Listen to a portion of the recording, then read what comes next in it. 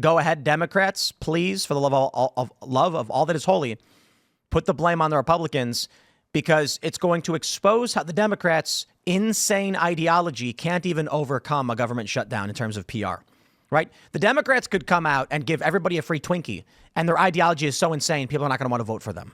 Yep. It's so if they blame the Republicans for this, fine. They're still going out and going on TV and saying men are women. Yeah, I mean that was a little hubbub when it was Sarah McBride, I think is exactly. Did you guys see this story? Yep. Where is this, in Delaware? Yep. So the chairman introduced the Congressman Sarah McBride, who is biologically male, as Mr. McBride. Yep. And then some other guy was like, "How dare you! I refuse! Have you no shame? Have you no shame? Have you no shame?" And the other guy was like, "I will not participate in this fantasy." And so, yeah, I mean, and they shut down the hearing and adjourned. So. People are a lot of conservatives are bent out of shape over this, transgender member of Congress, Sarah McBride. It's federal Congress, right? Yeah. McBride? Yep. From Delaware. And I'm just like, why are y'all mad? We want the Democrats to stand on an 80-20 issue on the wrong side. Yeah. They're going to lose. I would like to see more Democrat trans Congress people.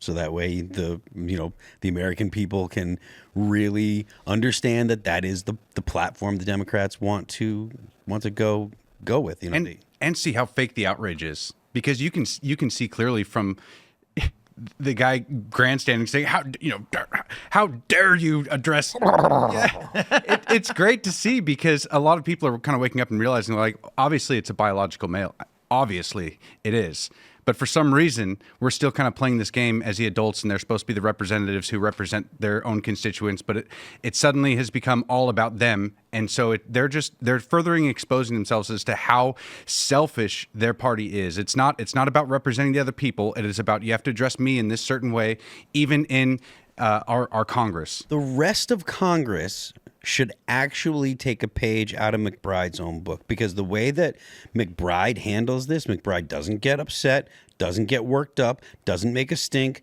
lets people say Mr. McBride and doesn't make a big deal about it. Just like, okay, I'm here to do a job for the people of Delaware. That's not blah, blah, blah. And so McBride allows other people to make a stink about it, which is exactly what happened. And that's the right course of action. If the Democrats really wanted to not have this be an issue, they could just say, all right, well, we're not going to make a stink about it. We'll let the Republicans look like the meanies because they're not using the preferred pronoun of this person. But they can't.